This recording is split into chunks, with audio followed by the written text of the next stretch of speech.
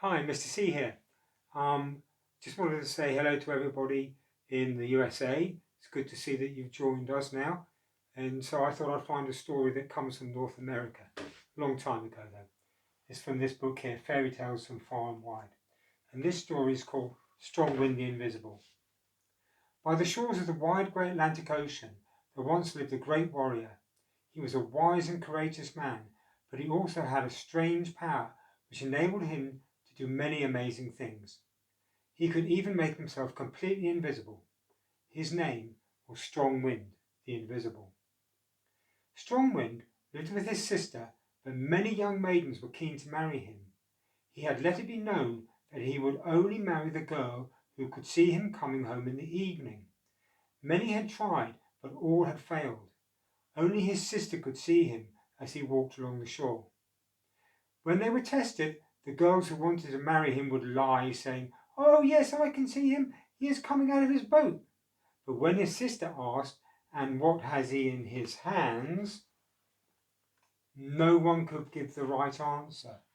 Each time, Strong Wind's sister knew that the girl was lying. She told her brother that he could not marry a woman who was not truthful. Now, in the same village, there lived a great chief who had three daughters. Their mother had been dead for a very long time. The youngest daughter was gentle and loving, but the older sisters were mean-spirited, selfish, and very jealous of their sister, who was as beautiful as her heart was warm. One night they cut off her long hair that was as black as a raven's wing. They daubed her face that was pale and fair as the moon with ashes from the fire, and they dressed her in rags. Despite this, the youngest daughter said nothing and went about her daily work with patience and a smile for everyone. The chief's two oldest daughters, of course, thought they were the most suitable partners for Strongwind and tried to win his hand. But their lies were soon found out, and Strongwind remained with his sister in their tent by the shores of the wide grey Atlantic Ocean. One day, the youngest daughter decided that she would like to live away from her unkind sisters and thought that she would try her luck with Strongwind. So, without much success, she tried to wash her face, comb her hair, and patch her tattered clothes. When her cruel sisters heard what she was doing, they laughed at her scornfully, saying, "How can you imagine an old tattercoat like you could possibly succeed where we have failed?" But the youngest daughter said nothing and walked down to the shore with a gentle smile on her face. Strongwind's sister welcomed her warmly, for she had heard only good things about the chief's youngest daughter. She did not comment on her shabby appearance.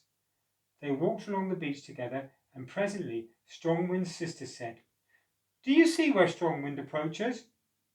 But the girl answered, "No."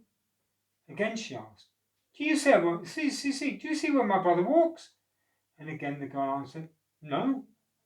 Strongwind's sister was very surprised, as no one had ever answered truthfully before. A third time she asked, "Strongwind is close to us. Can you see him?" This time the chief's daughter answered in a voice of great wonder, "Oh yes, I can see him now. He is drawing his sledge." Strongwind's sister asked quietly, "And what is he pulling his sledge with?" The girl answered in amazement, "He is pulling his sledge with the rainbow."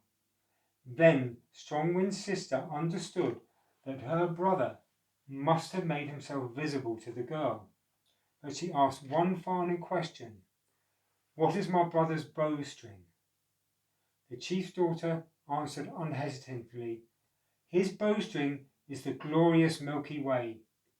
Laughing, Strongwind's sister wrapped her arms around the girl. "Now I know my brother has truly found a woman worthy of him." Then she took the chief's daughter to their tent by the shores of the wide great Atlantic Ocean, and she washed away all the ash and grime from her beautiful face, so that it shone once more, pale and fair as the moon. She combed her dark hair, black as the raven's wing, and it grew long and silky again.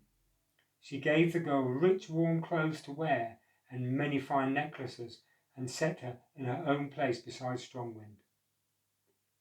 The very next day, Strongwind made the chief's youngest daughter his wife, and they lived together happily ever after. They were famous far and wide for their great deeds, their wisdom, and the warmth of their welcome to passing travellers. And what of the two elder sisters? Strongwind resolved to punish them forever.